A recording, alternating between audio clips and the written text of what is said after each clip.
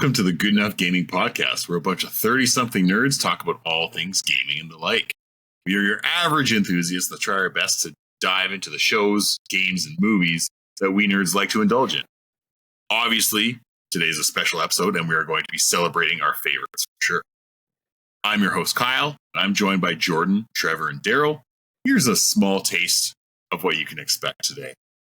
You're not going to get that in a Mario game. Like, you're just not. No.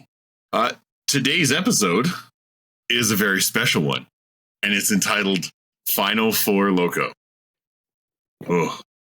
An episode to remember if you can. If you can. Can you believe it? We actually made it to episode 100. Where's the hip hop horn? Yeah,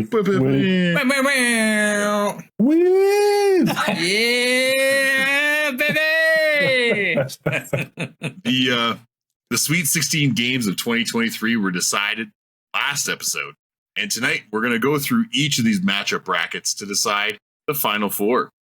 We're going to need the audience's help for the overall winner that will be announced on our Instagram account this week. The Baldur's floodgates have opened. It's about to get real as we engage in debate and argue over the sea of star-studded titles that get to web swing into the next two rounds. And who is shedding tears of the kingdom as they get eliminated. We won't quit until we get to the high finalists. We hope there are some remnants of our sanity and our friendship left when this is over. Ideally, there are no fatalities. Enjoy our madness. Well written, Daryl. Well done. Yeah. Well done. You're welcome. You're welcome, world. You're welcome. Obviously, tonight we are talking the last of it. Yeah, this is it. Yeah. We're breaking it down. We're going from 16 to 4. Yeah, Final and countdown.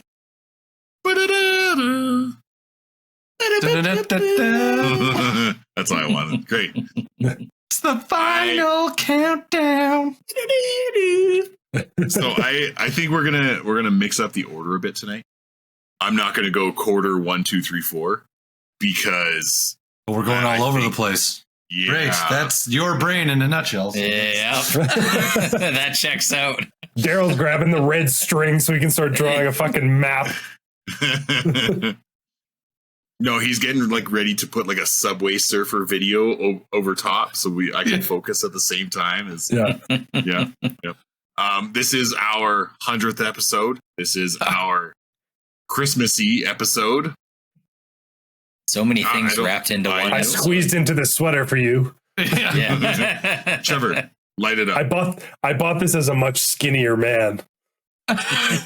Things have changed in the last few years. It's so snug. Snug as a rug. Let's so go. snug. Trevor got the schmedium by accident on the rack. It was a good price. Yeah, 100 episodes, guys. 100 episodes. That's pretty fucking incredible. If you've listened to all 100 episodes at this point, you are either in a psych ward or we love you and appreciate you so much. Maybe both. Why not? Why not Maybe a both? little bit of both. A little bit of both, yeah. So I'm excited. I'm glad we whittled it down. I'm glad my boy Remnant 2 made it to the top 16. It's a big moment. There's more fights to come. Close. Yeah. It's only going to get worse. I think we'll start with the fourth quarter. Fourth quarter, okay. Fourth quarter. What matchup we're first? looking at, the first matchup we're going to look at is the 2-3 matchup. This is Alan Wake 2 and Lords of the Fallen. Okay. Now, Alan Wake 2 was a late entry to this whole thing, as it just came out fairly recently. Yeah. But the hype behind it and the following with this game, the gaming community loves this game. Yes. Loves it. We did get a ton of comments, people I mean, and we got into arguments on the internet with other people as one does, arguing that Alan Wake deserved Game of the Year. Yeah, it's up on that list. There's a valid argument for it. So yeah, absolutely. Yeah. And it's got kind of a bit of an underdog fight with Lords of the Fallen in the 3 slot. Lords of the Fallen was not quite the same like critical acclaim. It brought in some cool mechanics. It brought in a different take on some of the Souls-like game stuff. But it's still up there in the top 4. Yeah. Funny enough, both of these games are kind of like Silent Hill. Like they kind of have like the upside down. Like both of them kind of have like an alternate dimension. It's true. Battle of the alternate dimensions. Yes.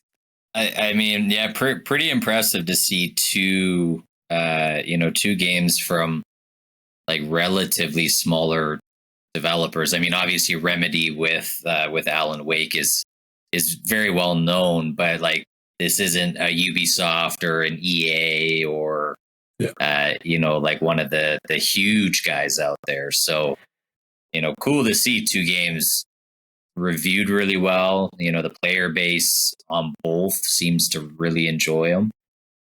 I mean, it's a hard pick between these 2.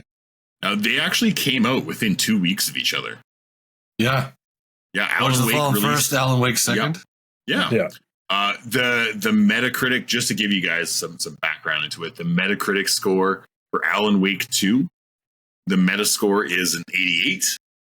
Lords of the Fallen, the Metascore is a 75. Okay. Now, what really differed was the user rating for Lords of the Fallen was only a 6.8. Whereas Alan Wake's user rating was 8.9. Yeah, so almost the same as critics. Critic and the fanfare. Yeah, higher with Alan Wake, less so with Lords of the Fallen.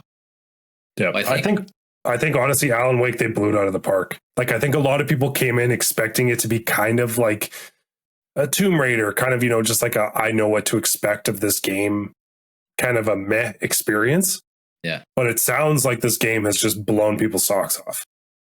Yep. I think Alan Wake is the winner of this matchup. Yeah. I think it is. It certainly launched with the polish.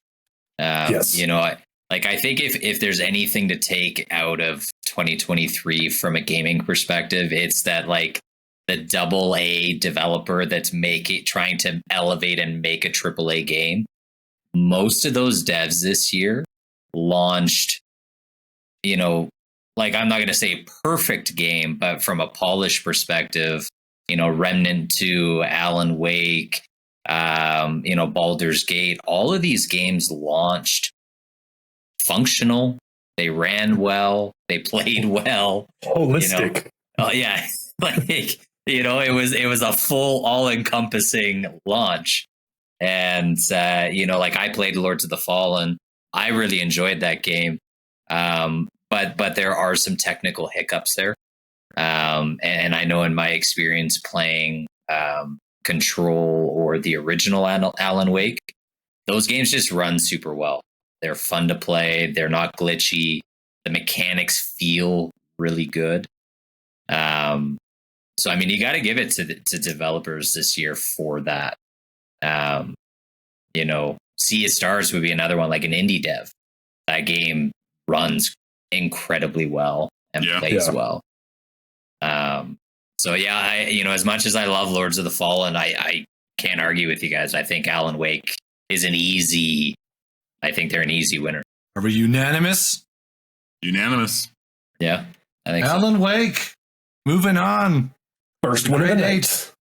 All right. And mild spoileries. I found this out on Instagram, which sucks, but apparently Alan Wake has like a musical number in the game. No idea in what context. I don't know. Are we talking like a rhythm game like in Spider-Man? Or are we talking like the next Joker movie with Lady Gaga musical number? Oh, no. I think it might be like a combination of those two things. Doing the Charleston in the background or something. Like, Yeah.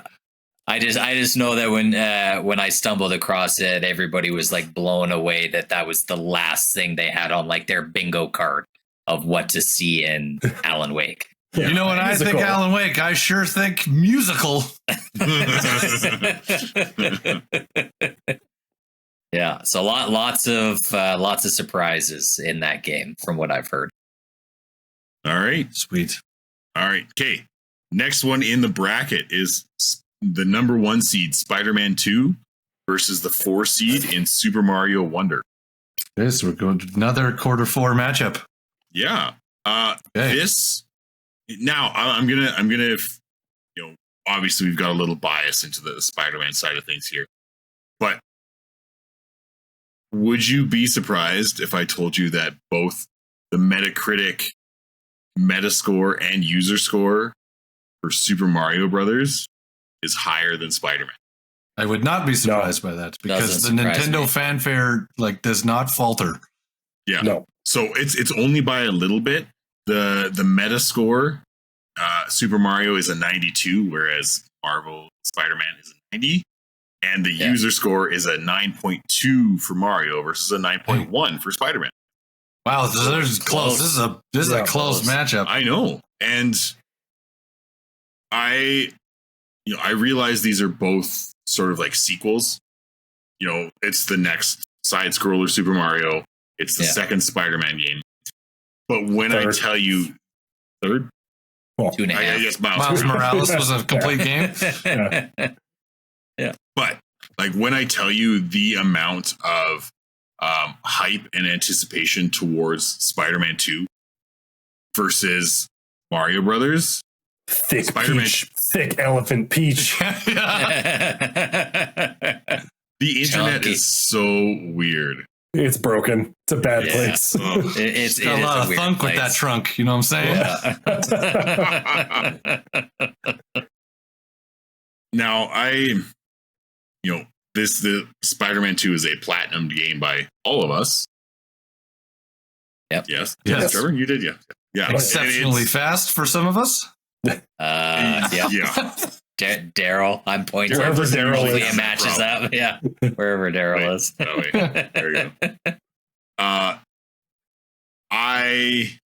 go. It was an amazing 30 to 40 hour game. It held your attention. The trophies weren't too difficult. The side missions were great. The story. Captivating as hell. The villains they brought in, easy 10 out of 10 for story. Chef's kiss for story. That would be my main argument for Spider-Man over Super Mario. Is Super Mario is another installment of the side scroller basic ass story with a little bit of new power-ups and level styles and that sort of thing. It's the same. It's Mario. Yes. You get what you get with a Mario game of you know what you're going for. And if you love that franchise and you love that game and you've been loyal since the beginning, it's a great game. It's super colorful. It's got that whimsy to it. It's got the fun elephant the new power-ups. The elephant power which is just kind of taking over the internet. And the perspective now has obviously changed from being the side scroller to the more, full camera pano, movability. Yeah. So there's some different differences between Mario from, the decades when we grew up playing Mario till now.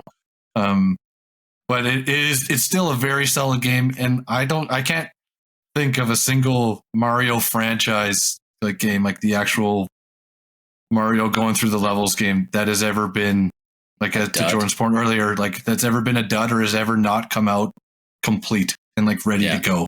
The Mario is the Porsche 911 of video games. We know what we have. We're not really going to change it a whole lot. Yeah, but people will love it, and it is what it is, right? Yeah. I think that's good because with a lot of games, right? They're like, we're going to try this new thing and we're going to do this crazy new thing. And you're like, that didn't work at all. And that's garbage. No. Yeah.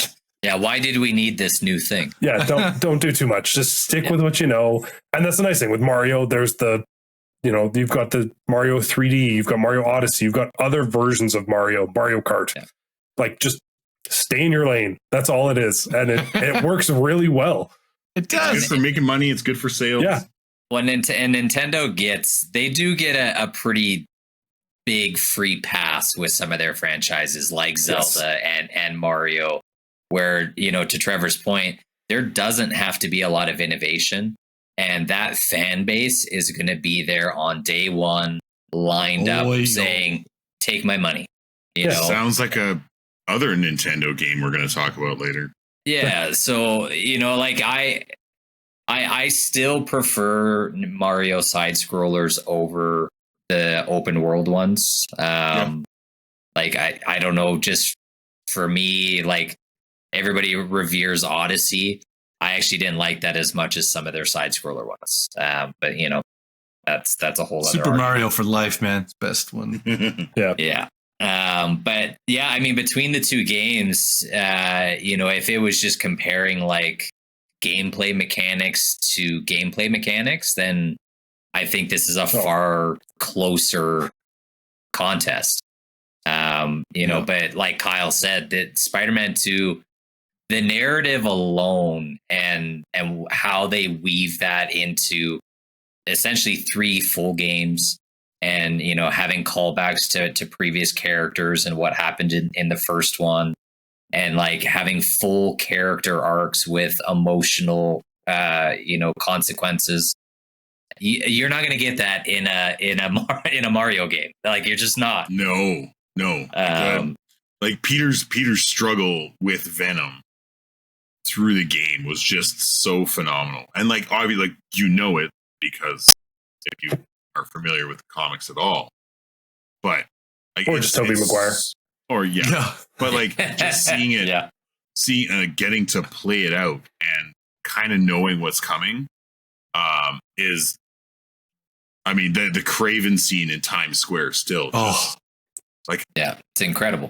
There's so many moments in that game. I compare it to playing through Spider-Man 2, and this is how I know it was a great game for me, is because like, since Elden Ring, I've had a hard time like with a game where like I have a hard time putting it down. I haven't had that until this game. I was like, I can't stop playing this. Like, I need to know what's next. I am so enthralled in what's happening. And I think how Daryl finished it in 4 days. Yes, that's correct.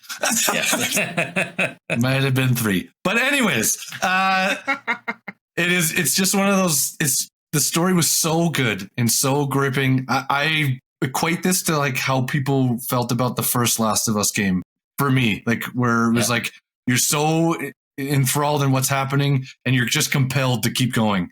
So I was just like, I loved it. I think it was an astounding story. And I can't say enough about it. I'm going to replay this game, which I don't do often anymore in this day and age. And I'm 100%. Going to replay it. I know I am. Yep. Yeah, Mario gets done dirty by being in the 4 seats. Like, it's just, as much as I'm not, like, as much as we're heavily on the PlayStation side overall of everything that we play and do, I will give respect. Like, the Mario franchise is always solid. It is always good. And they came out with another great game. To think we almost didn't put it in our bracket. Yeah. But we gotta go. I think it's gotta be Spider-Man. I think we can call unanimous Spider-Man. It's a Spider-Man. It's gotta be.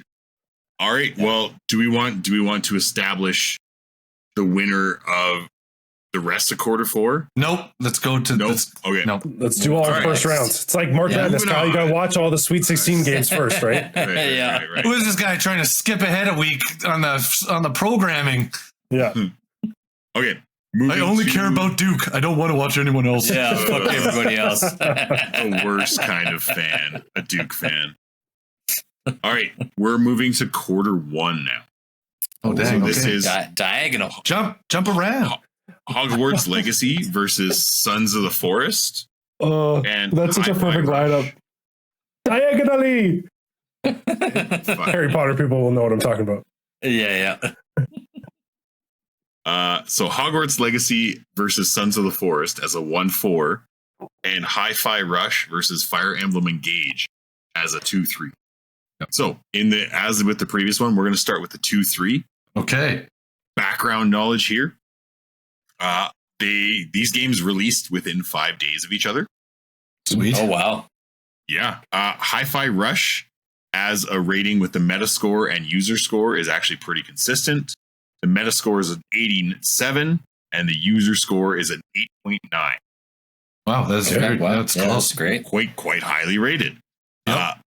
Fire Emblem Engage, the Metascore was an 80, but the user score was only a 6.6. Dang. Wow. Yeah, so a lot more like negative and like mixed reviews for Fire Emblem, which I mean has me worried. I am not familiar with Fire Emblem. I can understand some of that. I think I can give some insight to that. Yeah, can you speak to that first before we?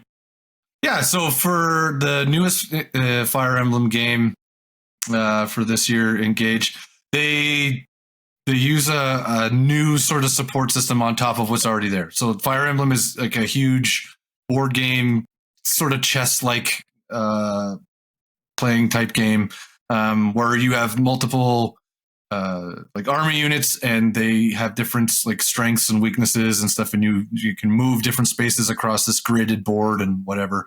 I always equate it to like chess, and I love the franchise. I love this game because it's pure strategy. So I love it for that facet, and I'm a huge fan of Fire Emblem over the years. So, but there's a support thing. So the longer two units are beside each other, the more conversations you unlock, and so then those people get boosts when they're next to each other in the future battles, or like when they're or they get paired up. So there's some strategy there as well, because you can only have the highest level of relationship with one person per character kind of thing.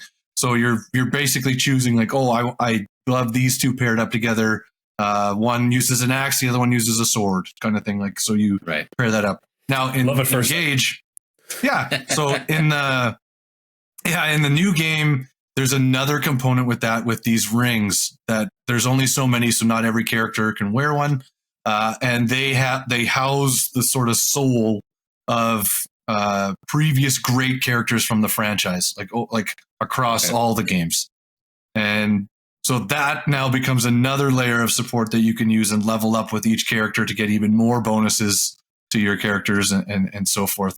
And I think the complexity of that, with also like the unrealistic leveling capabilities of some of the later rings you get later in the game, when you're like trying to maximize your final army before you go to have the final battle. Like, I could see people being upset about that, like just in the delivery of when you get everything, supposed to like the final hit.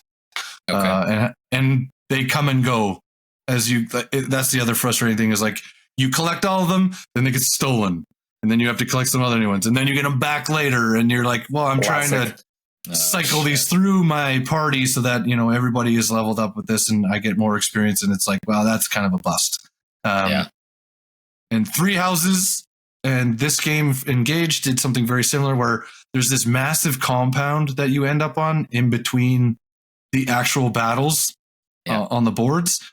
And you are like touring around, going and talking with everyone, solving little like pseudo mysteries, like everybody's missing an item and you have to get it back to them, kind of thing.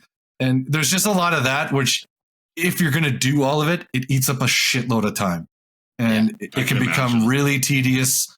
Whereas like the other games were just really battle focused and made you build those relationships just on the battlefield and stuff. And I think we're a little bit more streamlined in that fashion, where these ones are trying to force you to do other components that don't really, kind of like what Midnight Suns did.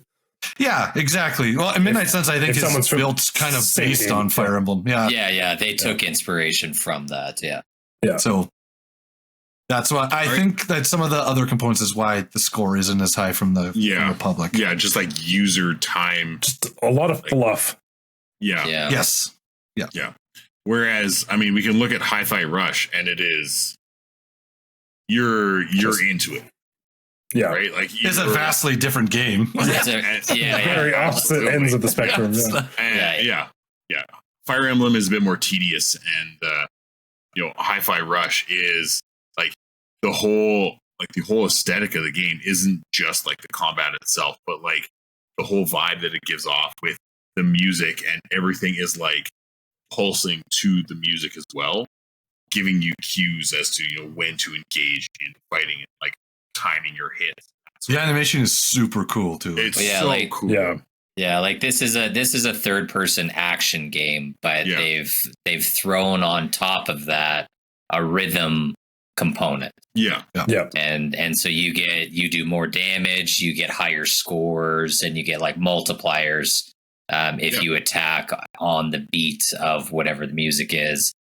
And then like what kind of what Kyle's saying, the entire environment that you're in, like there's visual cues to the beat of the music. So if you're like running around like a chicken with its head cut off and you're like, how the fuck do I stay on beat with everything? Well, they've done a really clever thing of like everywhere you look, there's going to be some type of visual just like kind of component to help you stay on beats, which is super unique. I would say it's probably one of the most unique games of the year. Yeah, I agree. Absolutely. On paper, this sounds like kind of a nightmare to make function, but in practice, it's like they did a great job with this game. Like it's they knocked it out of the park. And this was a surprise too. Like they dropped this after like a showcase. It launched the same day. I don't think. I forgot about that. I don't think there was like a trailer, a month out leading up to it. They were like, hey, here's our showcase of games. Yeah. Hi-Fi Rush. And they're like, oh, yeah, by the way, it's also available today. Now. Shit. And it exploded for a while. Like it was very, very popular. It was a great game for the start of the year. Like that's because there wasn't a lot else like leading into it. No. Well, especially not on Xbox. No. I got to give it to Hi-Fi on this one. I think just uniqueness and just being completely like out there and different. Fire Emblem, great, same thing. Great game, great series. Yeah. Not for everyone. No. And I fully understand that. As a huge fan of that franchise, I completely understand that is not a game built for everyone. Yeah. It is. No. Yeah. And like, Fire Emblem, as storied of a franchise as it is, it's been around a long time. Like, to me, I kind of view Fire Emblem Engage as a direct sequel to Three Houses. Whereas Hi-Fi Rush is like, it's a wholly original. It's not connected to anything. It's a brand new IP. And in today's day and age with fucking Hollywood remaking every movie of our childhood. Oh my God. You've got to have some original content. Yeah, you've got to give some points to originality today. So I think you got to go Hi-Fi just for that. Holy shit, guys. That's 3 unanimous in a row. Yep. We're at the easy stage. It's good. These were the easy brackets. I'm saving the third quarter for that. All right, moving on to our 1-4 seed here. We've got Hogwarts Legacy against Sons of the Forest. Now,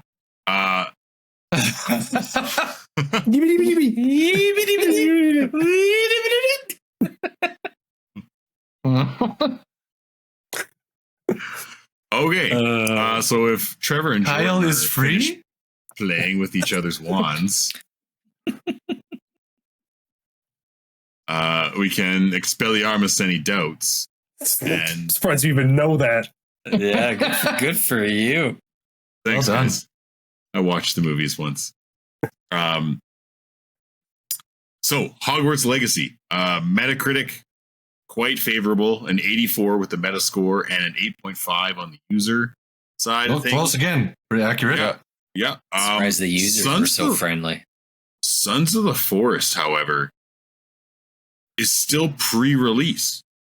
Yeah, it's still technically an alpha. Yeah, it's still an early alpha, access. Which means we kind of had to like dig a bit deeper. Like, but will it ever change? Like, is it just going to be that permanent alpha game? They announced that it's coming as a full blown release spring. Oh God, he's got that full blown release.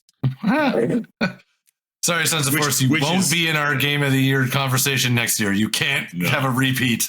No. Yeah. Especially it's like I already know what happens. I've already seen like streamers like play through the entire game, show me everything. Like you've lost the magic, unfortunately. Yeah. Well, what's going to change? What would be the difference? A lot of the AI regarding, I think like the enemies were a bit weird, and then obviously like the helper because he was kind of pretty dumb. He was kind of dumb at some points. They might add some extra story stuff. I'm not sure. That's what made it so good, though, is because the helper was so stupid. You had to be so specific. Yeah, is he going to do the thing I asked? Okay, here's the thing, though. In argument for against Sons of the Forest, if you look at the overall reviews on Steam, like the PC playing, starting from like February, March, like crazy amount of reviews. Over 50,000. Yeah, that's when it first kind of released. And then it drops off heavy. Oh yeah. There are like barely any reviews until like a little bit this month. Like it was an internet sensation, but I just don't think it's a game that has legs to continue, like, keeping players involved and enticed to keep going. Like I just don't think it's one of those. Like I think it loses its luster probably within 20 hours. It'll get a second life whenever the console release date happens. Because the same thing happened with the first one. When they finally brought it to console, it kind of came back for a lot of people. And then like Trevor, mentioned it already, but they do tend to release more content story-wise in these games. But it is a very niche, survival horror as a genre is very niche. Typically the people that play those the longest are streamers because they make interesting content for streaming. But jump scares. Yeah, it's very like it's niche streaming. It kind of reminds me of that other one that just came out recently. Call of Duty? No. Oh, the one where you scream and you lose? No. So you're like workers in a plant. Yeah, the one with like the cell shaded characters. Yeah. Like weird company or whatever. Like Lethal Company? Lethal Company. That's it. Yeah. So it reminds me of Lethal Company in that it's like not a super polished PC game that has like meme and clip capabilities. Yeah. For streamers and TikTok accounts. Yeah, pretty much. Yeah, same kind of thing. Yeah, so I lean heavily towards Hogwarts. Yeah, it's like, really, do we even need to go over Hogwarts at this point? Maybe save it for the next battle. I haven't really gone back to it. I don't know. Has anyone ever seen if they fixed the fucking flying? That was the only, that was the number one gripe I know Jordan and I had with that game. Yeah, the controls they fixed the were fucking weird as fly. shit. Yeah. But I think that's an easy pass. I think it's easy. Yeah. All right. We can talk more about it in the next round. Another 1-2. Those top seeds are coming in hot. It's like we know what we're doing. Yeah. We rank properly. This is what we do here. Yeah. Take note, NCAA. Yeah. You see, Florida State. All right, so we're at the halfway point here. I've been told that Daryl has a banger of a fantasy face-off for us. So we're going to take a quick break to deliberate quarters 2 and 3, and Daryl's going to feed us some fisticuffs. Nice. Thanks. Prepared.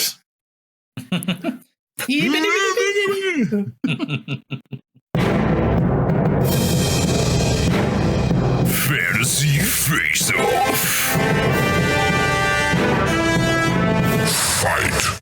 This is the last Fantasy Face-Off of the season, and for those that aren't familiar, it's where I pick two groups or characters and from fictional areas or real life. There is no parameters, and I pit them against each other in a fight to the death. And we decide as a group like who's going to win, and you as the audience get to tell us if we're right or if we're wrong. And please tell us if we're wrong. I want to hear all the smoke. So to get into this and to kind of fuel off of the sense that I feel like later on in this episode there's going to be some anger. I picked the two angriest characters I could possibly imagine that gain strength off of being so angry. And I've seen this battle online before, and I'm very interested to know what you guys think. And as episode 100, I had to pick heavy hitters. I got to pick guys that are coming in for, a real battle to the death that would actually fight to the death. And two very different franchises. But number one, the Hulk from Marvel. And number two is Goku from Dragon Ball Z.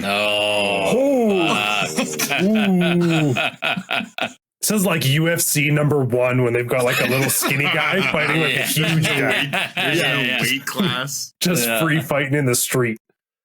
So just to preface, like out of the comic book universe, for levels of Hulk, I'm going with the infinite anger Hulk. Like no threshold of anger possible for the Hulk. And Goku from anything like manga or the show has, infinite levels of anger as well. Yeah. Oh, man. I see this one's tough because Goku's faster. Yes. But if Hulk gets a hold of him, it's over. Isn't Goku literally a god? Yes. Yeah, well, he kind of hits that status. But, a Saiyan god. I don't know what that means, but yeah. You saw what he did to Loki. Yeah, but Loki's like Loki's nerdy. not. He's like a nerdy god. Not Goku. He's the god of mischief. I don't see people basically the god of time in the MCU. I don't see every dude at the gym wearing a fucking Loki shirt. I see everyone wearing fucking Goku shit. Exactly. Yeah, because they're all depressed weebs. They don't sell Goku fists at Walmart. That's also true. I mean, it's fair. It's also it's not called Goku Smash. Sounds like a weird restaurant order. Can I get the Goku Smash? It's like a weird hipster drink. Burger. I have to go Hulk, guys. I can't turn my back on the boy. Shocker. Mean Green Machine. Yeah. With his regeneration, with his strength, he is fast too.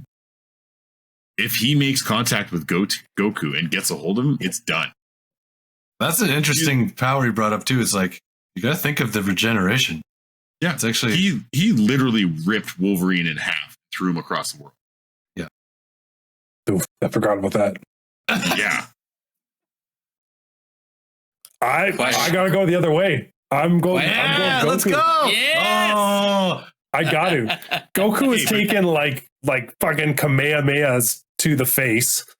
He's pretty much the anime equivalent of Superman. Like, let's be serious. Yeah. Like, he flies, he goes to space. He's got more technical prowess than the Hulk. Like, yes, the Hulk is strong, but Goku is also strong as shit and and fucking fast and can fight.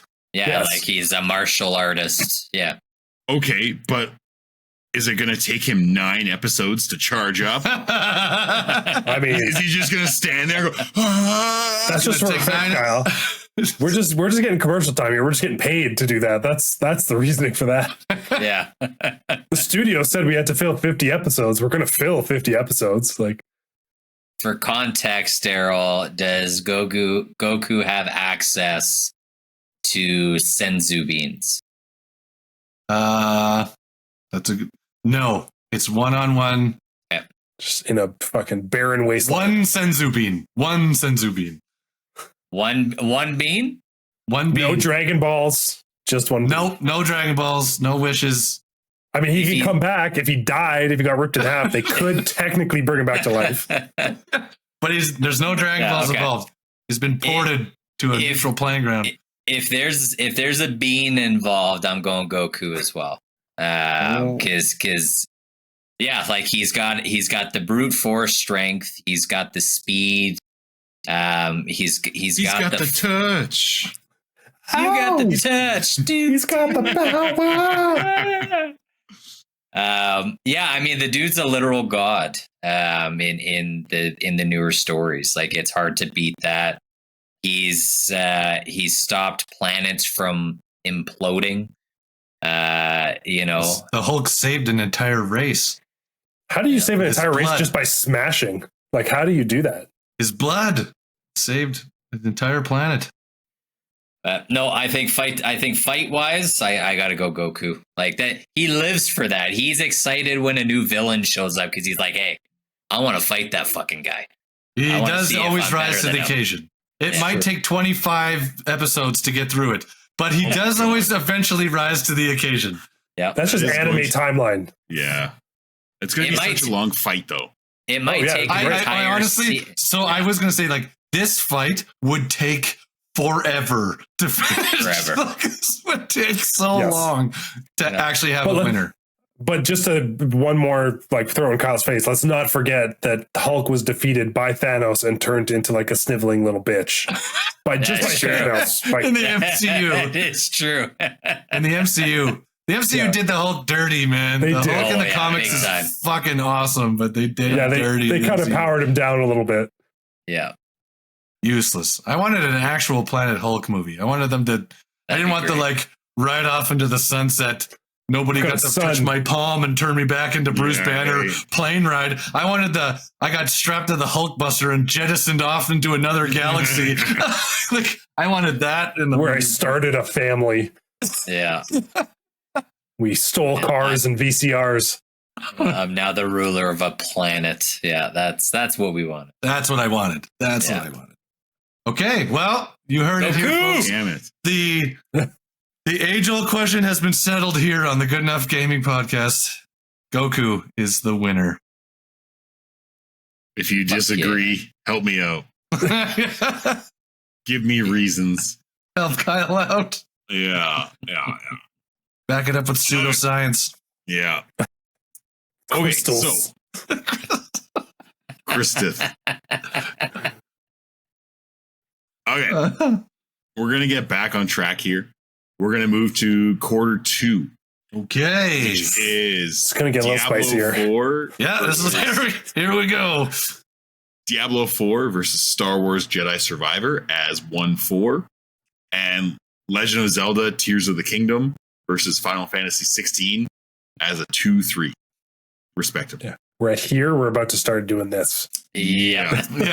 This is the roller coaster getting to the top. We've been this, now it's this. Yeah. Okay, so we're gonna start with the 2-3 again. So Legend of Zelda Tears of the Kingdom and Final Fantasy 16. Legend of Zelda Tears of the Kingdom, the Metacritic rating was a 96. But but the user score based off 11,000 ratings was an 8.4. That seems more like it. Yeah. The people were reasonable? Difference. What? Yeah. That's insane. That's amazing. The internet just like levels itself out with enough feedback, you know? Yeah. Like eventually we find actual. Yeah.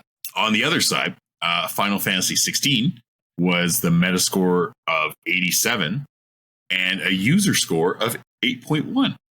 Wow. Okay, so closer. So it's actually better than I thought it would be. Based off like about 10,000 ratings. So they're pretty close as far as user score is concerned. Honestly, user score. Yeah. The Metascore for Legend of Zelda is inflated. I mean, we talked about, the Nintendo effect. Yeah. And,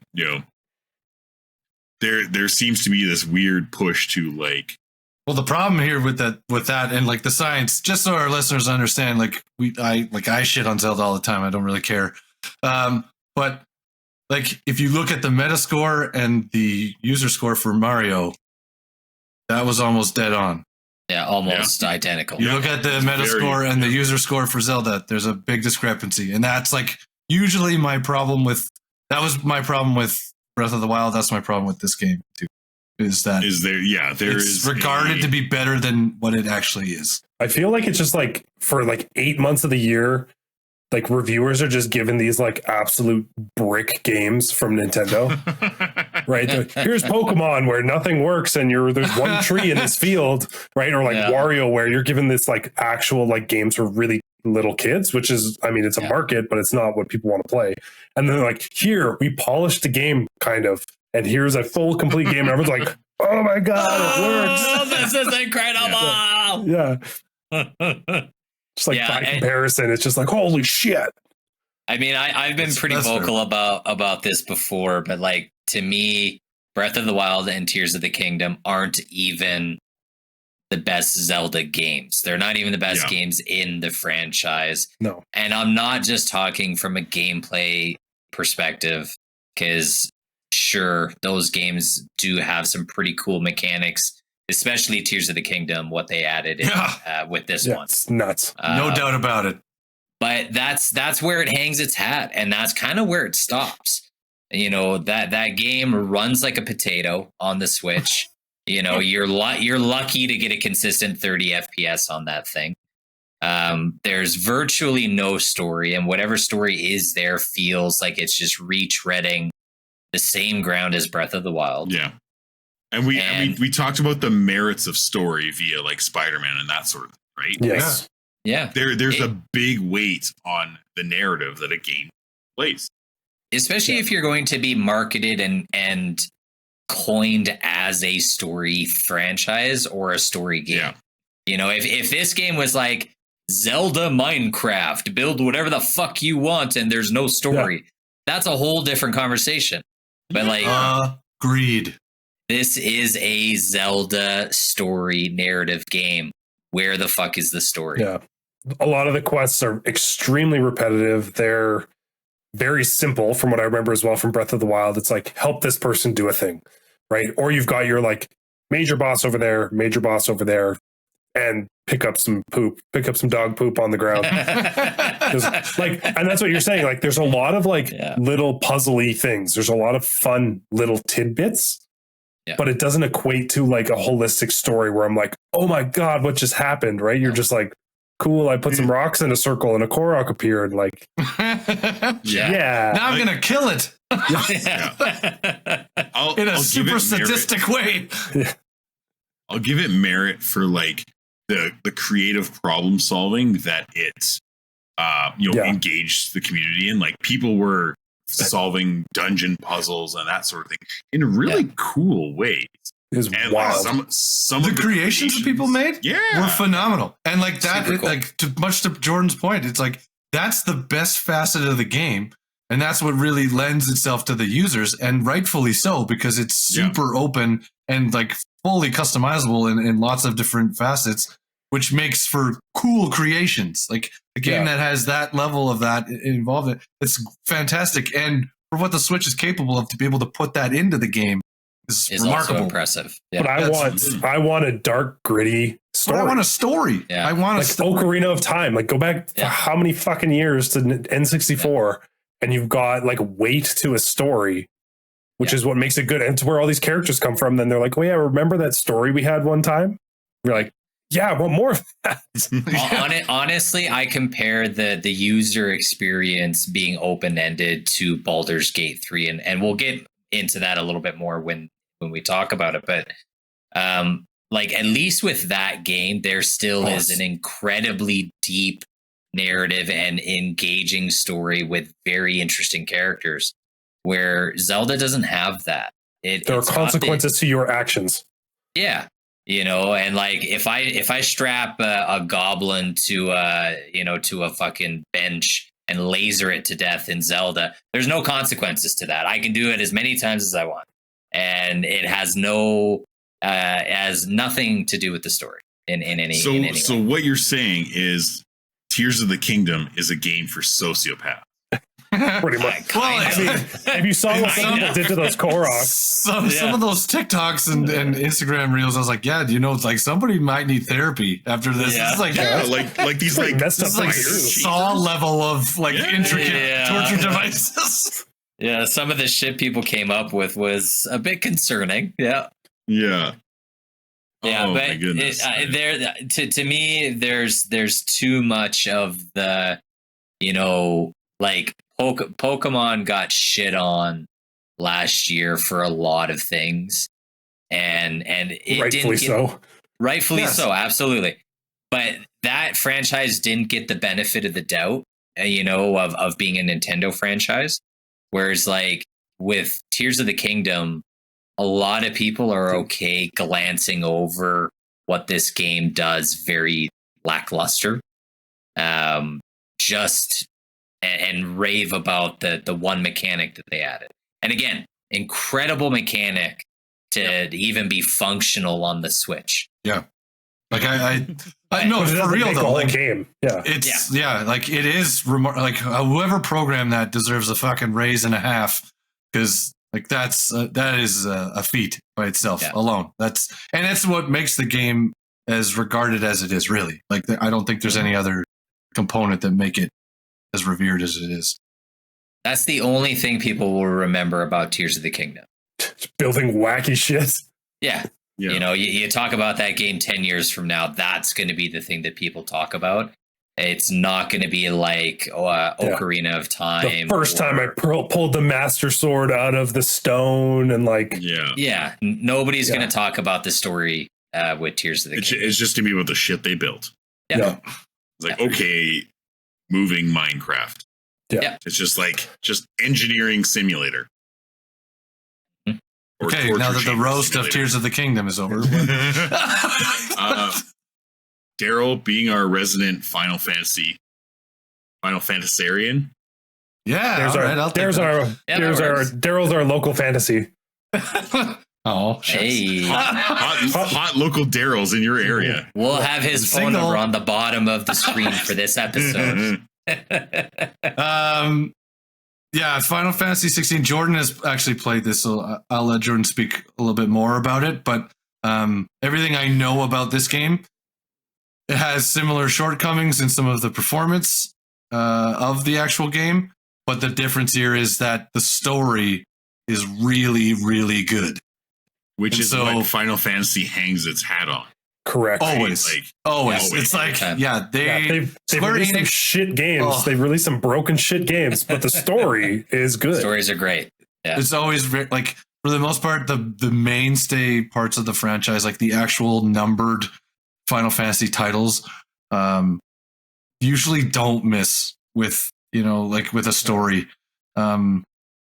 And this one is kind of, I love the look of this game and the feel of it and the narrative that they're forcing on this one, because it very much lends itself to some of the older Final Fantasy titles. So I like that they've gone back to the medieval style more than the modern style, and kind of like forcing a new sort of genre into what they're trying to do. Obviously their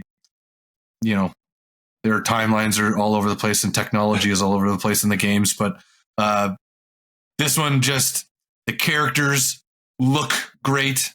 And so I love playing as a character that you can, actually get behind, thinking are a knight or a warrior or whatever, like that, lend itself to that, not some 7-year-old girl who's like the most powerful thing on the planet. Like just, there's like weird JRPG stuff that, gets thrown in there sometimes.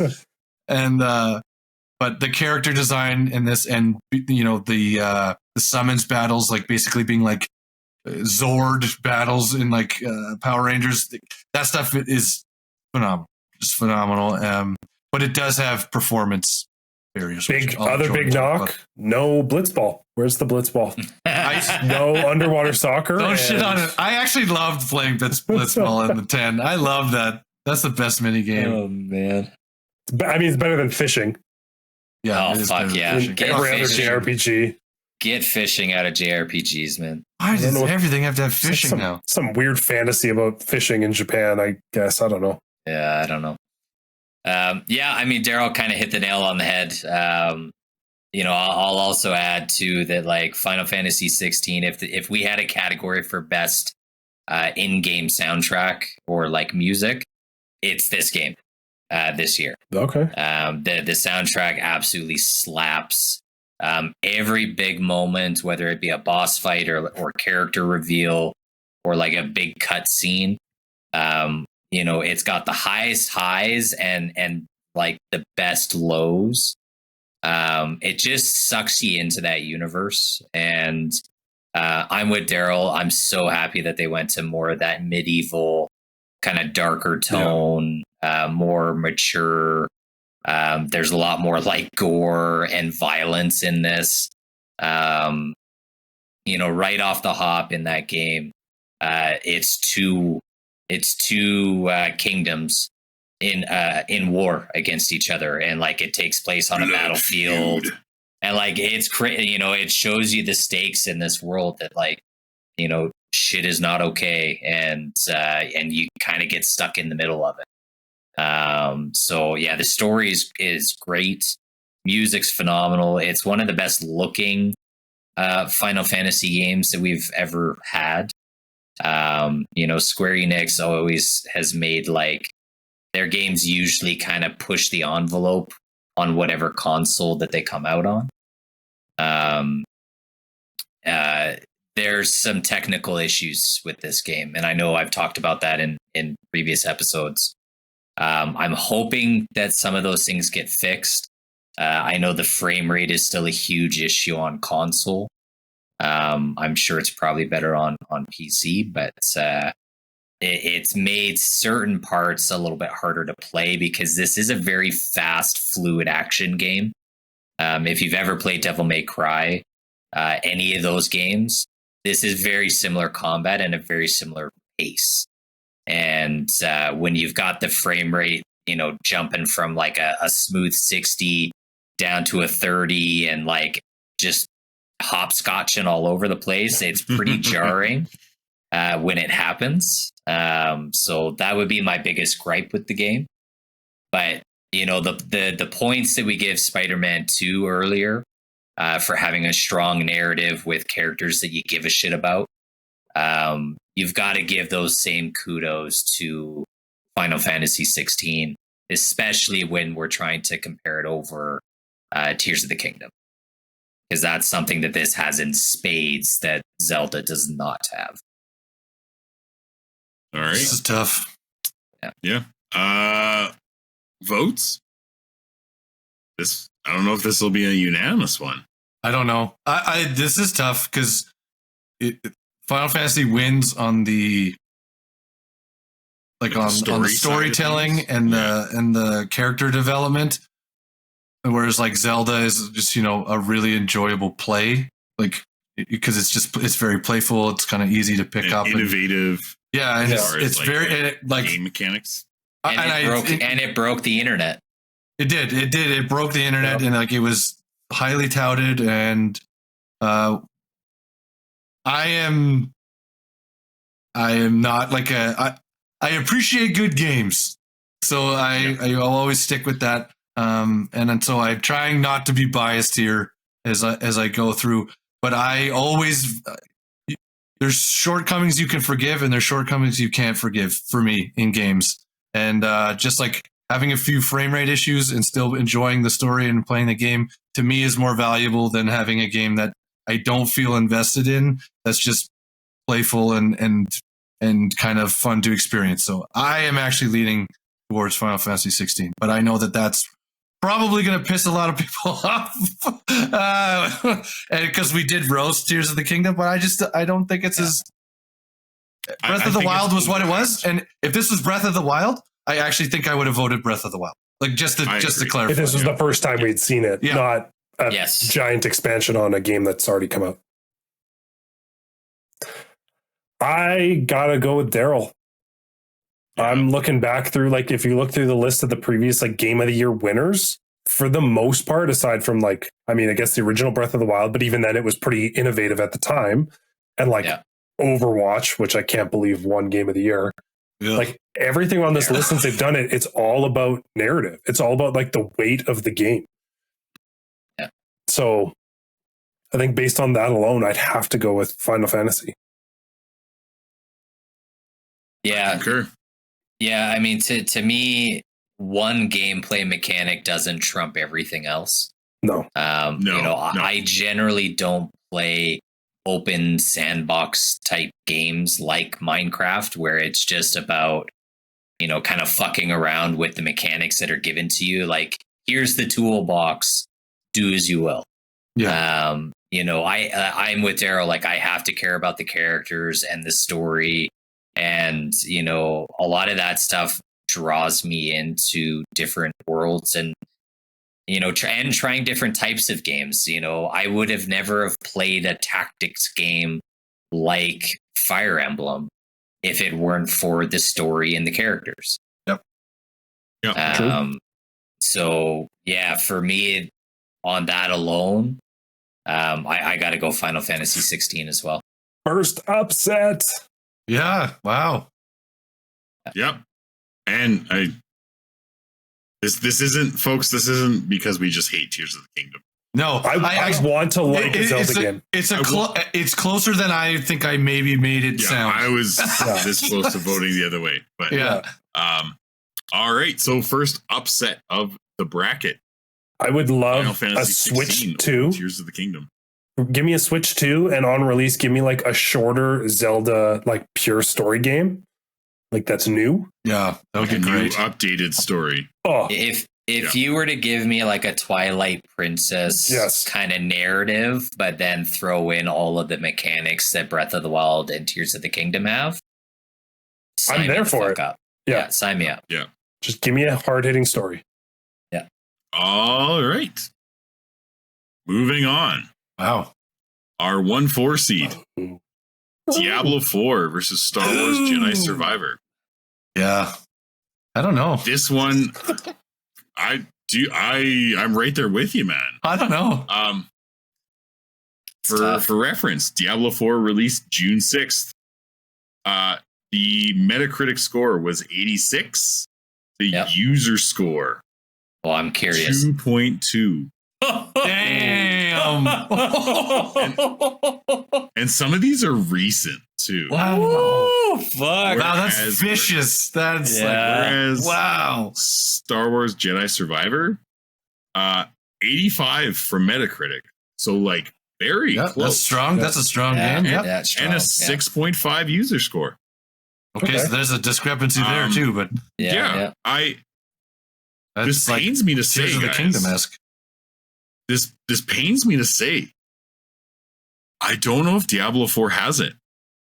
I'm so for a previous argument, just to preface, because I don't think it does either. I think we just threw this into the one seed because we all love the franchise and we played the shit out of the game. I especially played the shit out of the game. But yes, you have. Diablo 4 hasn't been very good until the last season. So if we're following the sort of the criteria of everything we've talked about thus far and kind of putting weight on certain things, Star Wars Jedi Survivor was a much more polished and finished game coming into its time on the market.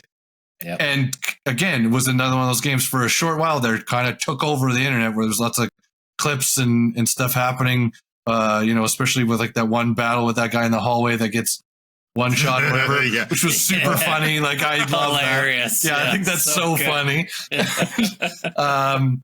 That's like that kind of stuff. That really kind of, I think, pushes it over. Legitimately, it pushes it over because Diablo 4 has been good now, but it better. No, but and it doesn't have like the same end game feel that Diablo 3 did. It doesn't have the same draw and they've changed a lot of the mechanics where like, I don't know if you've seen it where it's like, it's almost impossible to get some of like the glyphs up to the level, like the max level. You would need to put like 350 hours into the game, or it's like, it's not possible to max out within a season. Yeah. Yeah, and like putting unrealistic expectations where like people would have to grind their entire day away. Plus, you have to metagame to be good at Diablo 4. Yeah, 100%. you have to.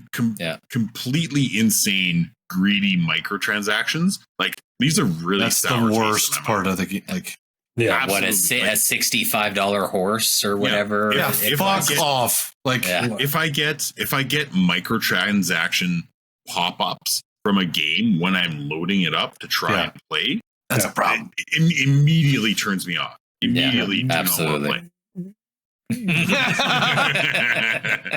Exactly.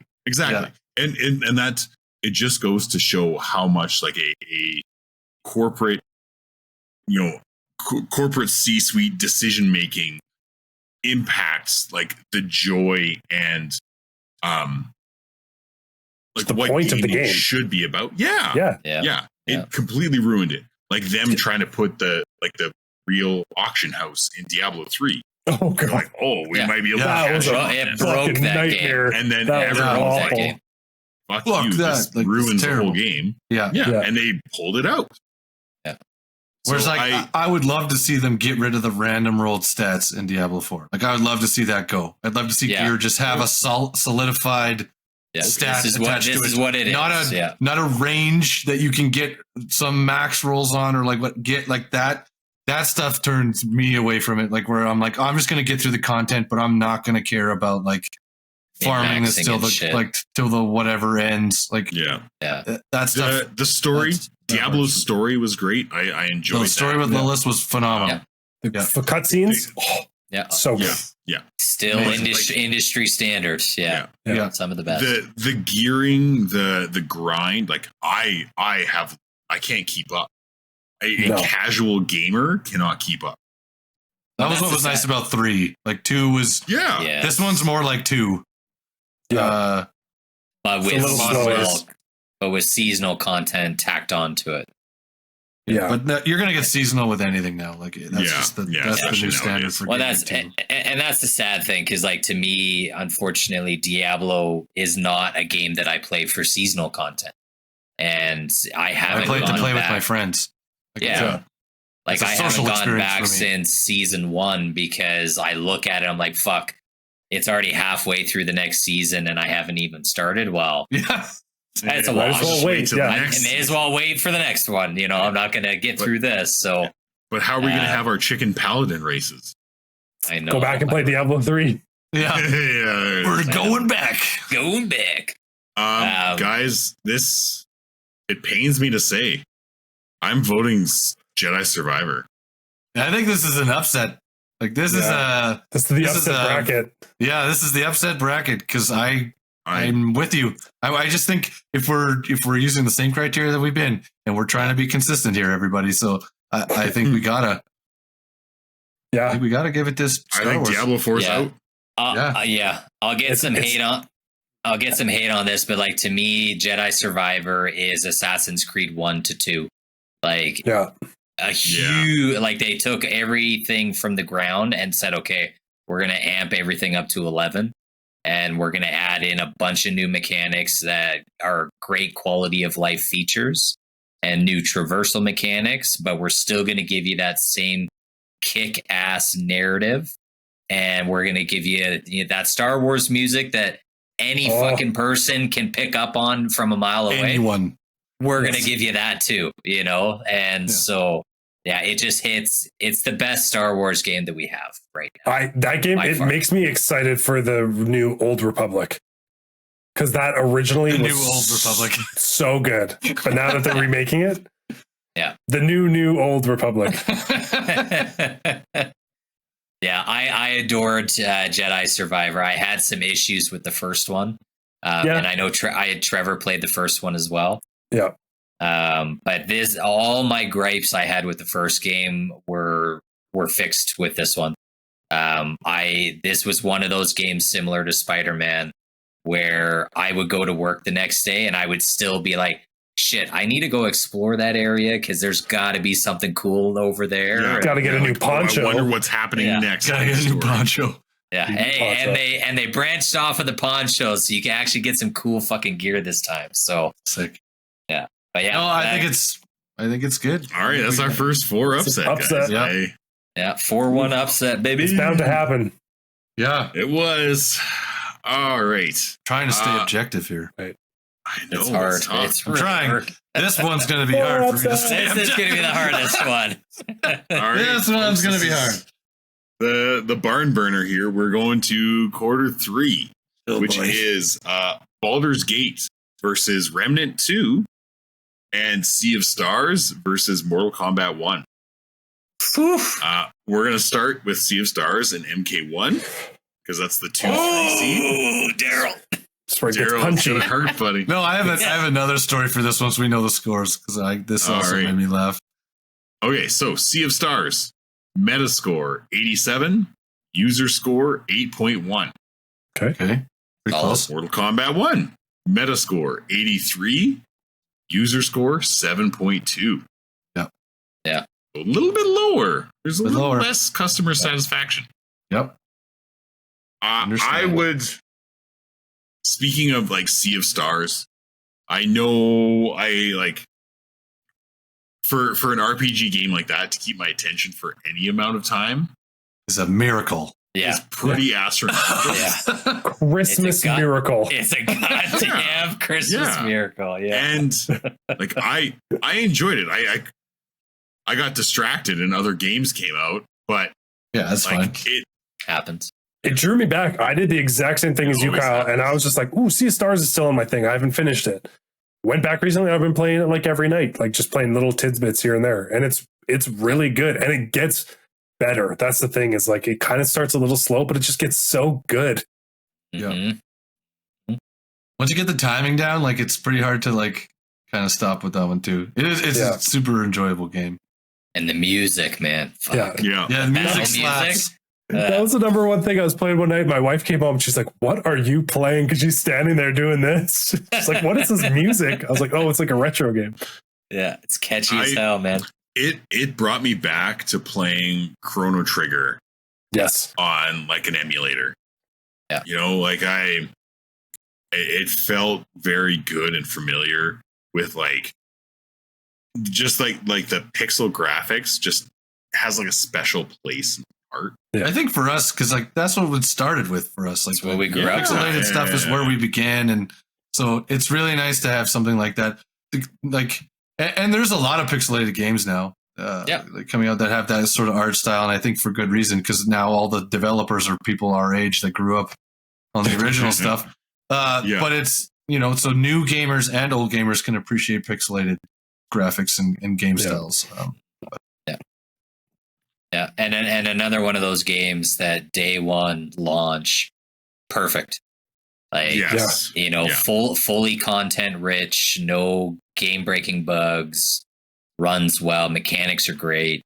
No microtransaction pop ups. No, and came out on both of the services. Came out on PlayStation Plus and Game Pass.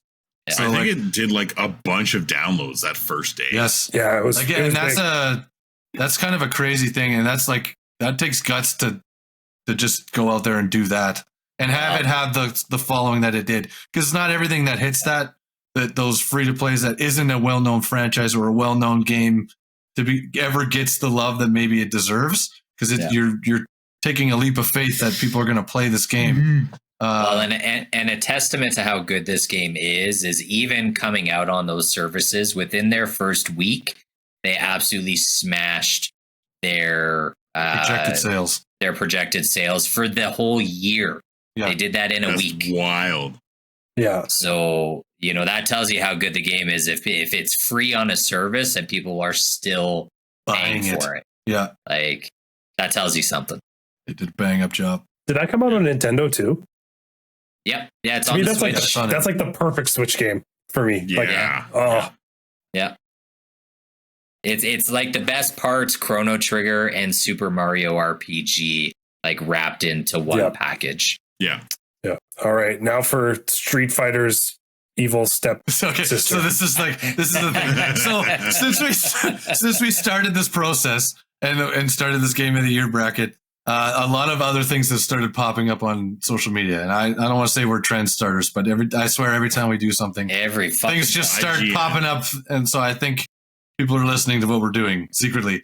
But anyways, all the posts have, and it does have a better Metacritic score. I'm not even gonna front.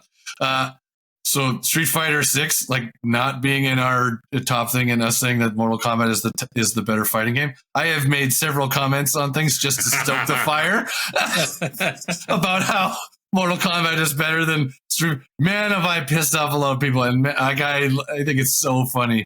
But Street Fighter is the purists game. It is the purists fighting game. Mortal Kombat is just way cooler because they've got way cooler powers. There's better characters. And like we talked about, they still give a shit about the story. Street Fighter is like, I couldn't tell you what the fuck's going on. No, but we talked about this before fighting games. It's like, if you want to get real technical, Tekken is the best fighting game there is. If you want to be a technical fighting game, Tekken is the best. Like there's so Street Fighter can suck my ass, and all the fans of Street Fighter can kiss my ass. Like I don't care. I don't give a shit. Mortal Kombat has way better story. It's way more enjoyable to play. They don't fucking miss on character design ever. Everyone isn't like this big, moving extremely slow. Yeah, Zangief. Oh my god. But everyone's built like Zangief now. Like if you compare the character models now to like Street Fighter 2, you'd be like, Ken, get off the trend, buddy. Like, what are you on? Like, holy shit. It's like Mortal Kombat 9 had some pretty accentuated muscle and like character palettes. Like the ladies were pretty stacked, but if you know what I'm saying. But like that was, they've gone away from that. Like starting with 10, like they've definitely gone way too more realistic looking or like stylized characters. And like the invasions mode is phenomenal. I love it, even though that is seasonal content. I actually love that resets. That's a mode that needs a reset every season, like that. But in order to keep it viable, to clarify, that is seasonal but single player. Yes, that is not dependent on you interacting with fucking sweaty assholes on the internet. No, like not at all. You heard me. Yeah, and I will chime into with invasions. It is attainable. Yeah. They'll give you 2 months to get everything in invasions. And you can get it. You can easily do it on your own time. I've been able to do both seasons so far at a far slower pace than Daryl. Yes. And it only takes me about a week to maybe 2 weeks to get through the invasions mode. I have like a day or two for Daryl. Wait, shut up. Okay, but whatever. I am what I am. I can't help it. But it's, for me, the other part is there's all these seasonal skins and equipment and all this stuff. And the first season was longer than the second season. The first season, I think, was 50 days after they updated it. Yeah. And the second one was 32 or 33 days. And I have literally accrued enough coin to buy everything within the season, with more than like 12 days left both times. And so like you can literally, and I have a life, I have a job, I do things, and like I can finish all of that in that time frame. And that's phenomenal to me, where like you're not getting so little payment for your efforts with seasonal coin and seasonal content. Like that it's like completely unattainable. Other seasonal game. Everything else has to like get to level 100 in the season, and like you can play nonstop, and it's hard to get to fucking level 40. Like, and so I appreciate that about the Mortal Kombat season model, even though like I know we don't really like season models, and it's like it tries to keep you from playing other things, which I think also kind of sucks. But their approach compared to other companies, I'm not upset. I'm not upset. It's far more user friendly than most. I will agree with Daryl on that. Yeah. Votes. But in this situation, let's bring it back. I think I gotta go Mortal Kombat, guys. Oh shit! Ooh. Yeah! Wow! Shit. That's not what I was expecting. I did not fucking expect that. Came out of left field. Holy shit! Holy fuck! As much as Daryl pissed me off last week. That was another thing. I was just stoking the fire. I didn't actually think Starfield was better than Remnant. Motherfucker. I still think like yes, Sea of Stars was like it came out of nowhere. It's done really well. I still think Mortal Kombat and like this new regeneration of the game is more impactful. People are still playing Mortal Kombat. People are still talking about Mortal Kombat. It's still like in the forefront. Sea of Stars had like a very high peak, but dipped immediately. It's also the difference between an indie budget and a AAA budget. True, but like a strong game is still going to stay strong. Like it. Like everyone who was interested Kyle. Played it quick. Mortal Kombat has the longevity to last. Like people aren't going to go back and replay Sea of Stars over and over and over. Well, I disagree with that. I disagree with that. I mean, fuck you. 30 years has gone by with Chrono Trigger, and people still fucking play that yearly. Do they though? Yes, they do. I know one person that does that. 2 people that do that shit. Okay, 2 out of a few billion. I look at it. We gave points to Hi-Fi Rush for being original and being not a sequel and being something out of left field that nobody was expecting. True. If you give it to that, I think you got to give points in the same realm to Sea of Stars, because that is a original game. That's not a sequel. Polished. Well, it technically is a prequel or sequel or whatever, but it has a completely different style from the other game. Still based in that same universe, but it's not really. It's loosely connected. Yeah. I would argue though is that Mortal Kombat like is still revamping and reinventing itself as far as its fighting system. Right? I hope so. It's on game number fucking 12.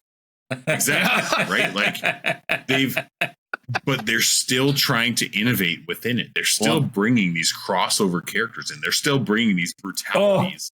They are. Oh, those pay me even more. That makes me put them down a peg. Be like, let's put in fucking Halo guy into Mortal Kombat. Like, get that shit out of here. But it's Snoop Dogg in Fortnite. Hey, that's the Fortnite guy.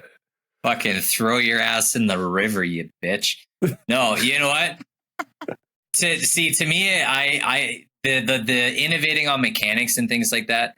The only people that are going to notice that are the purists and the loyalists, like Daryl. Yeah, you know, going from like juggling mechanics to combo. That's why I appreciate what Kyle's talking about. I gotta give him kudos there.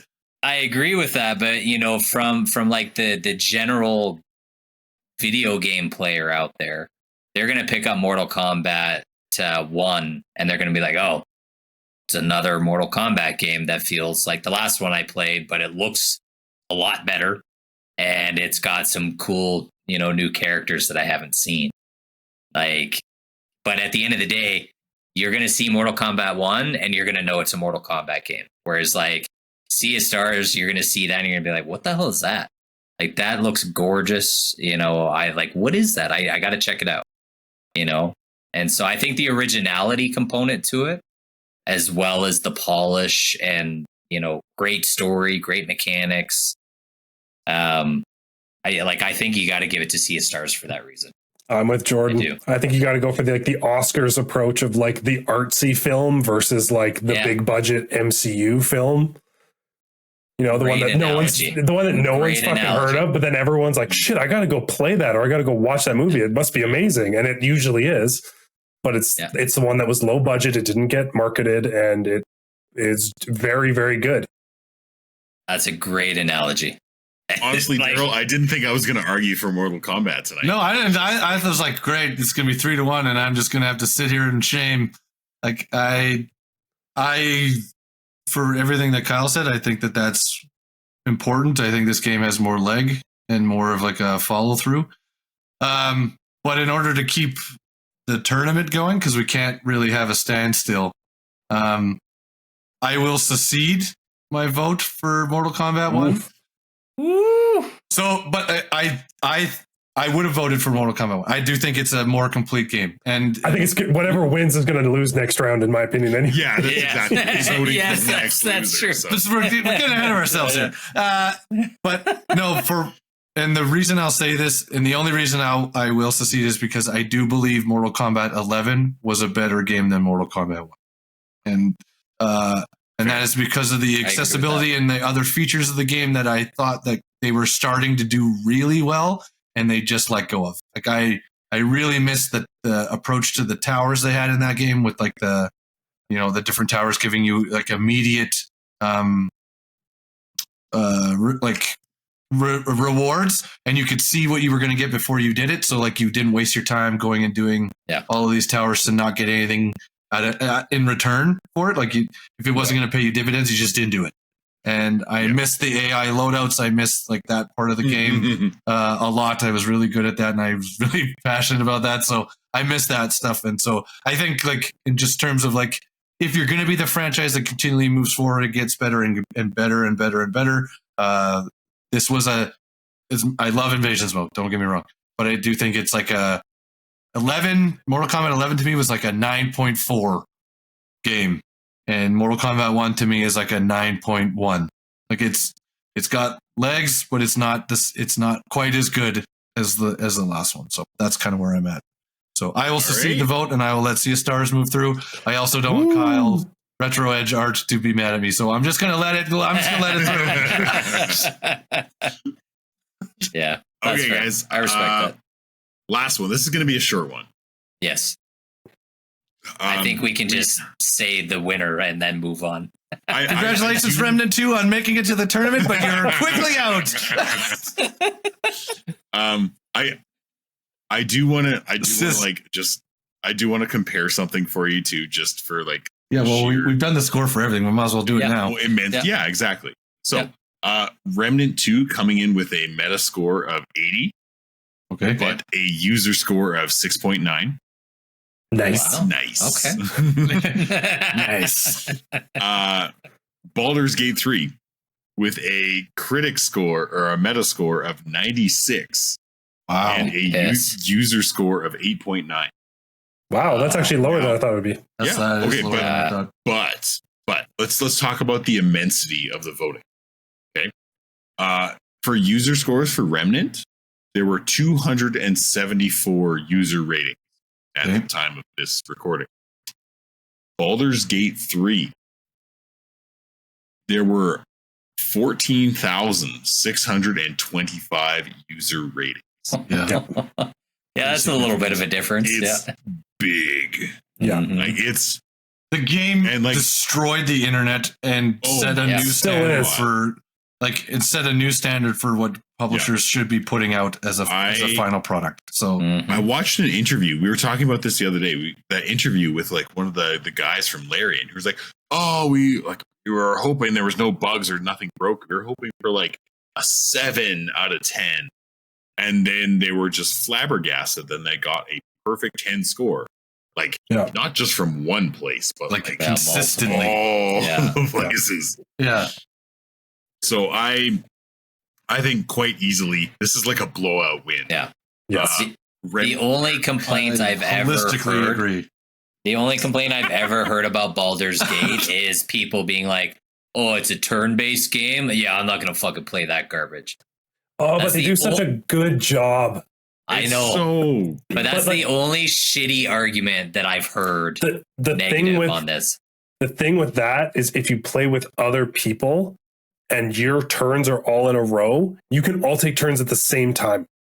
Yeah. So if I'm playing with you guys and we're playing online, and there's us, like if we're in the turn base and we've all got good initiative and we're all in a row, and then it's an enemy, all 4 of us can do whatever we want at the exact same time. So I'm not waiting 5 minutes while Kyle goes to the bathroom. I'm not waiting, for someone else to do their turn. We can just act simultaneously, and it's really cool. And like I've put quite a few hours already into that with my wife, and it's so good.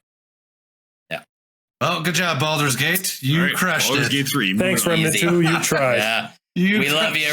We love you, Remnant 2. But sacrificial lamb. Just like last week, you're just my honorable mention. Good for you. Holy shit, we're at our top 8.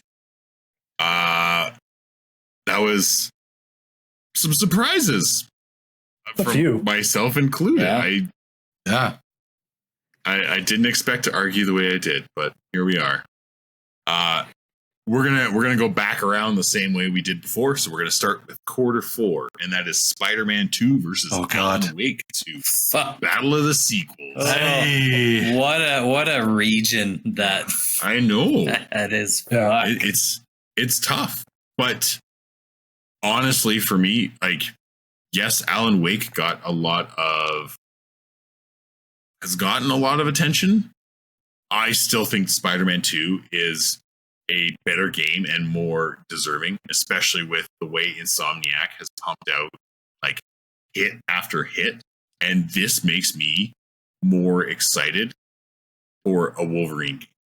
Like the work that they everything that they have planned, this game makes me more excited. What they've done on this game leads me to have trust in their company for further games that they're releasing. The Insomniac gaming universe. Yeah, well, because that's what it's become. Like again, I really enjoyed Spider-Man for PS4. Like the first installment was a great game. It was nice to see some new character designs for some of the the villains and things like that. And it was like an enticing story. But like, do I remember everything about that? Not particularly. Miles Morales, I thought, had a better story than the first Spider-Man game. And then this just like took it all the way. Like, this was insane. Like, I'm never going to forget playing this game. Like, so in that regard, like I carry the story thing higher. Alan Wake to me is probably like a maybe more polished game overall than Spider-Man 2. But I'm favoring the story level, and I also think for me on this one, I think like you're saying, story is probably almost equivalent. I would almost say Spider-Man just wins just based off of the like user base. Like Alan Wake to me is gonna kind of become more niche, sort of like a Silent Hill, right? Like it's not supposed to be like it's not an Outlast, right? It's not a holy shit poop pants game. Yeah. But I think it's just enough like spooky, kind of out there enough that it's gonna turn some people off. Kind of like a cult classic, basically. Yes. Yeah. Fantastic game. Same thing, like I said, right? This gives me huge hope for like a Silent Hill that's coming out. But I think the way it sits and how this game kind of sits in that genre, I think it's just gonna not hit as many users. Yeah. That's fair. I mean, I'll be fully honest, like, it's definitely a biased vote for me. Growing up with superheroes and comic books and all that in the 90s, like we always dreamed of having a game where like we could experience what it felt like to be a superhero. Yeah. And to me, this is probably the closest game to feeling what a superhero is. Yes. And so like it brought me back to like my childhood giddiness of like, holy fuck, this is incredible. This is so fun. My first web slinging experience on PS1. And running away from Carnage Octavius. Like just, the panic. But like it's just, there's so many seamless facets to Spider-Man 2 that I just love. And you guys are right. Like Alan Wake hits a major target audience and like our niche target audience. But I mean, for those people, this is maybe the mecca of games. But I just think Spider-Man 2 is the better game. I think it's the better choice. Yeah, I agree with it. It's very close. This is like 100 versus 98. That's how close we're talking here. Yep, I'm with you. It's very close. We're unanimous, but I think this is a very tight race. Stupid close. Yeah. Yeah. All right, that was a quick one. Great. It's nice that we've made our cases already, and we're powering through. Moving right along. Yeah. 1 seed moving on from the quarter 4. On to quarter 1, we are looking at Hogwarts Legacy versus Hi-Fi Rush.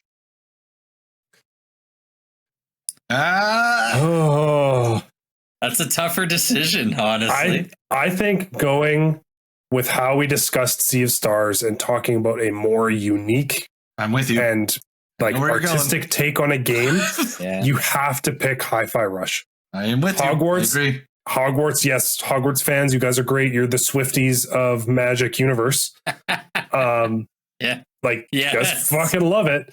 Yeah. But don't get me wrong, like this game was great, but it also fell flat in a few spots, and like it's just kind of an open RPG. 100%. At the end of the day, it is still a open world third person RPG. It didn't like expand any horizons, right? Like, yes, like Breath of the Wild, it gave you a lot of things to do. There was lots of like little, points of interest and little activities, but they weren't like big. The story was good. There were some moments in the game, but it was still just kind of an RPG landscape. As goofy as it was, people modding guns into Hogwarts Legacy. Or the broom. Flying on Shrek. Or flying on Shrek. Like the gun thing kind of like it proves Trevor's point. You put any weapon into your character's hand and it just feels like a third person and open world game. Yeah. Like, it's the magic component that made it feel semi-unique, whereas Hi-Fi Rush is completely original from the get-go. So I think you got to give it to that. The 2 seed. Yeah. I agree. Thoughts, Kyle? In agreement? I'm in agreement.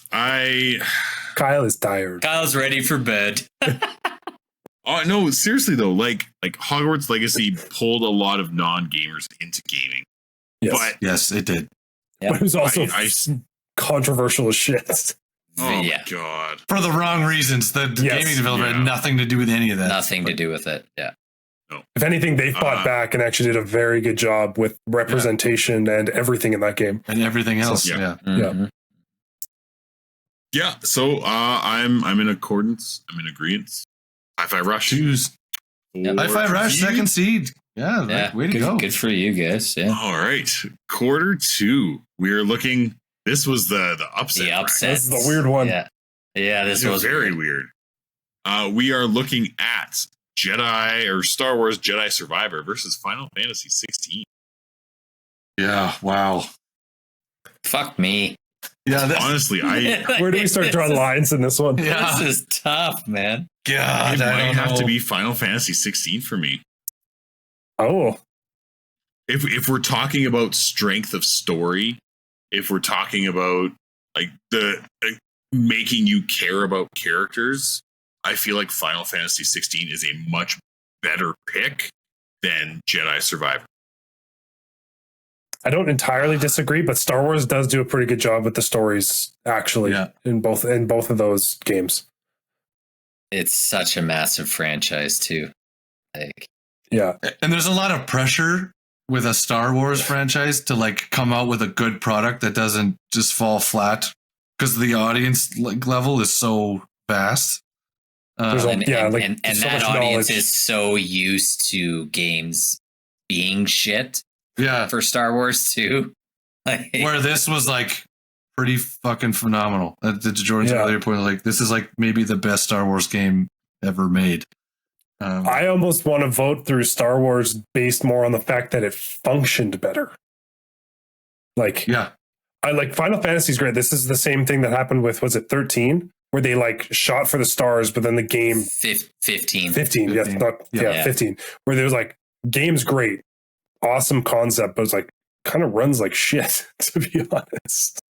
Mm-hmm. Just at points. There are points in 15 that were hard, but like, and it got better. Like it got optimized. It eventually gets fixed, and then you're like, this is still a great game, but I don't even like, I'm a Final Fantasy like purist. Like I love the games, and I am still kind of like, I might give it to Star Wars. Which is crazy for me to say. Yeah. Like that just hurt my own brain saying that out loud. Felt like I just committed a crime.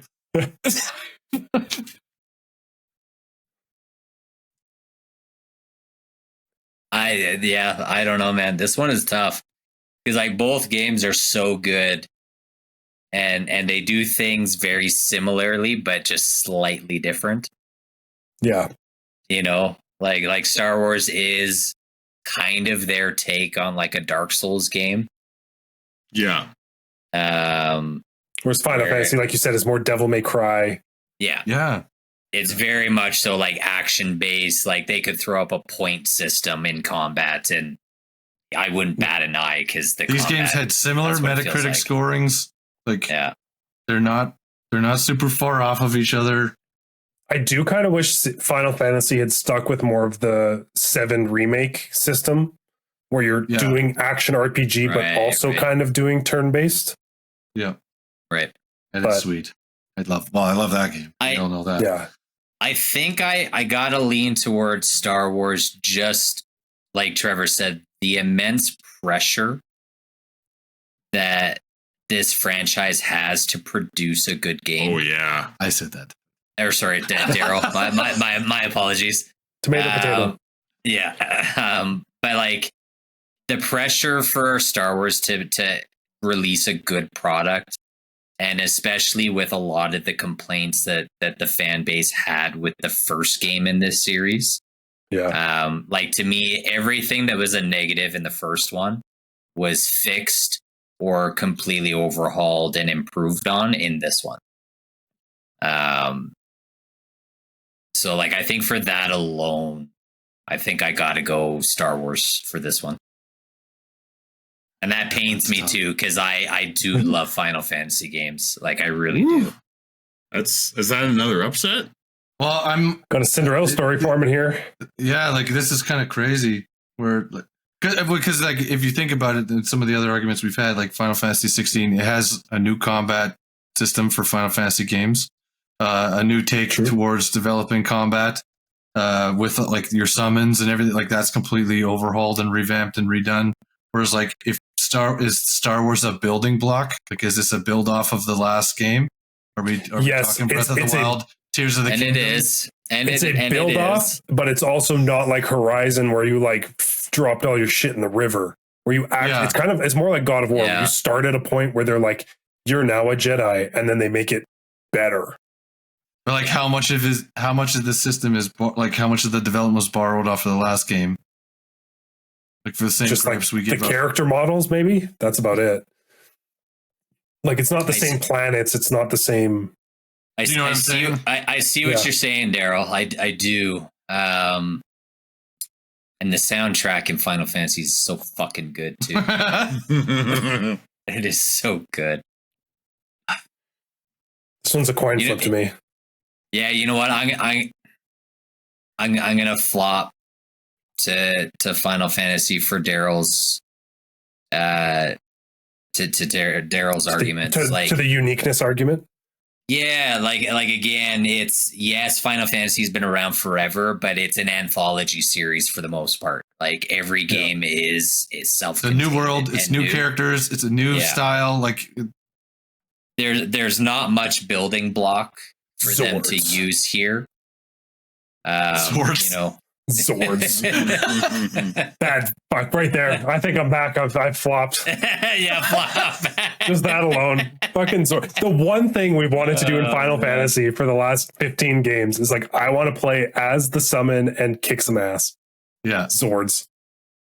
Yeah. And I'm back on Final Fantasy. Yeah. I think you gotta go Final Fantasy. Daryl, you swayed me. That was a really good argument. Thank you. That was a good argument. Oh boy, Kyle, you were Final Fantasy 16 the whole time. Yeah. Okay. Yeah.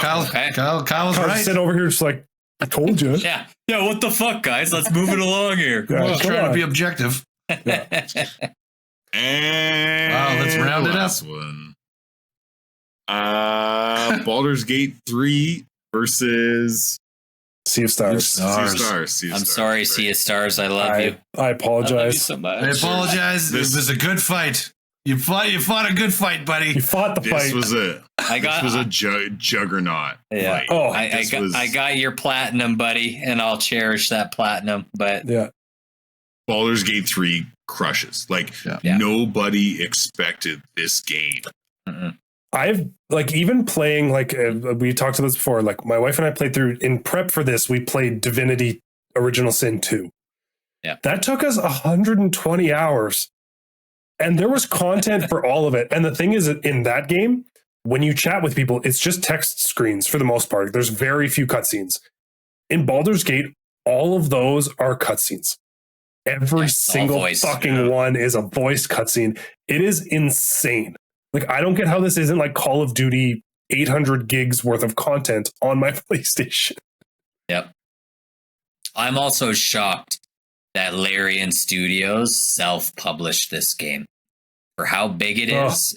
Like, the fact that they don't have an EA or like a 2K or somebody trying to get their fucking grubby paws on there. Yeah, exactly. Such a greasy pure. This was a gaming purist game. This was people that this was made for the gamers. Yes, I mean, much like Sea of Stars, 100%. To be fair. Yeah, no, it was. Yeah, 100%. That's the thing. This is Sea of Stars with a much bigger budget. Yes. Yes. But even then, like this game, it came out of nowhere and it crushed everything. I stomped. Like it is. Yeah. When was the last time you saw? When was the last time you saw speed runs for sex? Yeah. yeah. Well, how quickly can you get to the strip club in Grand Theft Auto 5? Might be the only other thing. Yeah, well, and you know, we talked about other games like swaying non-gamers into playing them, and Baldur's Gate has had a lot of D&D people out there that have never played a video game, but they're like, "Fuck, I love D&D. I have to check this game." Like out. if you weren't brought in if you weren't brought in from the previous ones or from Divinity, like if you weren't brought in from those franchises and this was like your first, like, oh, I've seen this a lot online. Like, I'll give it a go. So approachable. Like, like amazing. Yeah. Amazing. So approachable. And same thing. If you're also a gamer that's like, I've been trying to play D&D for years, but I can't find anyone to play with. Yeah. Here it is. The other way. This is your gateway to minis and debt. Like just crippling debt.